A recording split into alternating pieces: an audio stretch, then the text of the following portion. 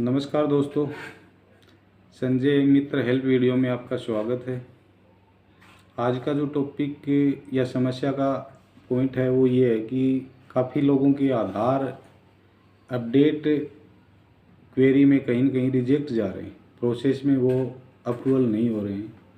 उनके पीछे मुख्य कारण ये था कि आधार की तरफ से पीछे अभियान भी चलाया गया था, कैंप भी चलाए गए थे कि आधार के अंदर अगर किसी के POI और POA प्रूफ ऑफ आइडेंटिटी और proof of address document upload नहीं हुए हैं तो उनको वो करवा लेने चाहिए। पोर्टल पे भी इस मामले में सुविधा दी गई है, तो खुद भी वो डॉक्यूमेंट अपलोड अगर करना चाहे तो भी कर सकता है। दूसरा, इनरोलमेंट सेंटर का सहारा लेके वो डॉक्यूमेंट अपलोड करवा सकता है।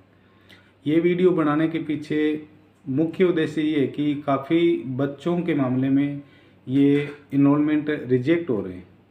रिजेक्ट होने के पीछे ये है कि उन्होंने जब इनरोलमेंट करवाया था उस समय या तो बाई अथॉराइजेशन माता या पिता का फिंगर के द्वारा जन्म प्रस्तुत करके वो बनवाया था। उसके बाद उन्होंने अपडेट करवा लिया, लेकिन अब वो क्वेरी चेंज में कहीं ना कहीं वो रिजेक्ट में जा रहे हैं। तो मैं ये बताना चाहता हूँ कि POI और POA प्रूफ ऑफ आइडेंटिटी और प्रूफ ऑफ एड्रेस का जो डॉक्यूमेंट है वो उन्हें अगर फिंगर अपडेट है वो उस स्थिति में अगर इनरोलमेंट सेंटर पे करवाना चाहेगा तो फिंगर अपडेट होने के उपरांत ही वो डॉक्यूमेंट अपलोड हो पाएंगे।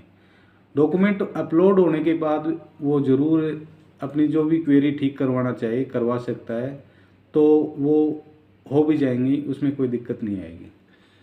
दूसरा ये है कि डॉक्यूमेंट अपलोड की जो सूची है पहले भी वीडियो में बताई गई है। POI में कौन से डॉक्यूमेंट होते हैं और POA में कौन से डॉक्यूमेंट होते हैं, तो उसमें अपन सबसे पहले बात करें तो बच्चों के मामलों में ज़्यादातर जाति और मूल ये जो दो दस्तावेज हैं उनके POI का भी काम करेगी, साथ में POA दोनों तरह वो जाति और मूल यूज करके अपने डॉक्यूमेंट अपलोड करवा सकते हैं।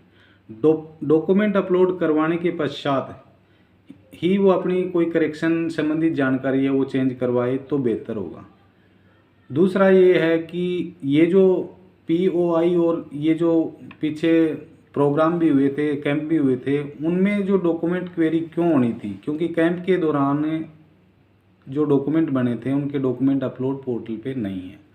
खास करके बुजुर्गों के या पीछे जो 10 साल का शेड्यूल का आया भी था, अखबारों में भी काफ़ी सूचना आई थी, तो उस मामले में अगर मैं क्वेरी बताना चाहूँ तो POI और डॉक्यूमेंट जैसे पैन कार्ड हुआ, वोटर ID हुआ, ड्राइविंग लाइसेंस हुआ, और अगर कोई सर्विसदारी है तो ECHS कार्ड भी POI का काम करता है।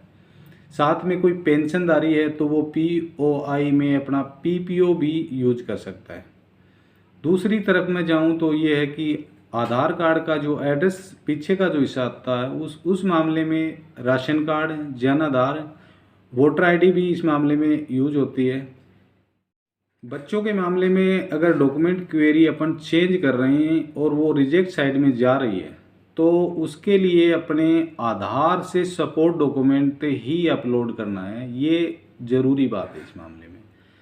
तो उसके सपोर्टिंग डॉक्यूमेंट अगर आधार के अकॉर्डिंग होंगे के बाद अपन जानकारी चेंज करना चाहें, जैसे अपने 10th की मार्कशीट में कोई त्रुटि है, 10th की मार्कशीट के अकॉर्डिंग अपन आधार में चेंज करना चाहें और वो फाइल अगर रिजेक्ट में जा रही है तो उस स्थिति में अपन अपने आधार में जो नाम है गलत, वो अपने को पता है, लेकिन उसके अकॉर्डिंग डॉक्यूमेंट अगर अपन अपलोड करेंगे तो वो सुधार की गुंजाइश होगी। उसके बाद अपन करेक्शन मोड जो भी करना चाहें, डेट ऑफ बर्थ का है, नाम का इशू है, तो वो उसके बाद संभव हो पाएगा और ज़रूर होगा अगर डॉक्यूमेंट अपलोड है। डॉक्यूमेंट के अभाव में ये जो कुछ फाइलें रिजेक्ट में जा रही हैं तो इस और अपने को ध्यान देना चाहिए। और डॉक्यूमेंट हर किसी को अपलोड करवा लेने चाहिए। खुद को पता हो कि अपने आधार में डॉक्यूमेंट अपलोड नहीं है, भविष्य में कोई किसी भी समस्या का सामना नहीं करना पड़ेगा। अगर डॉक्यूमेंट अपलोड है आधार के अंदर, इसको अपन शॉर्ट रूप में आधार की KYC भी बोल सकते हैं कि वो अपने आधार को सपोर्ट करेंगे डॉक्यूमेंट, और भविष्य में एनी टाइम पे अपने को कोई भी क्वेरी चेंज करनी है उस समय वो किसी प्रकार की परेशानी महसूस नहीं करेगा। इसी के साथ बताई गई सूचना आपको समझ में आ गई होगी। धन्यवाद।